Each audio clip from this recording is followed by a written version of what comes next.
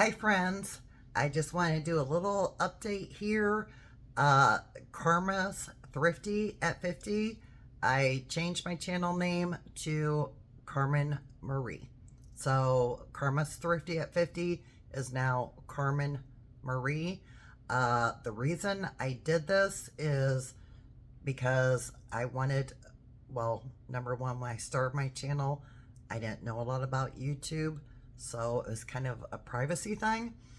And the other reason is I'm still a money saving channel, but I just want to venture out a little bit more because to me, stocking up is saving money. It's saving me money at least. And I just want to try some different video styles and that kind of thing. So I hope you all will stay my family members because everybody who is subscribed is family to me, and I'm looking forward to gaining some new family members.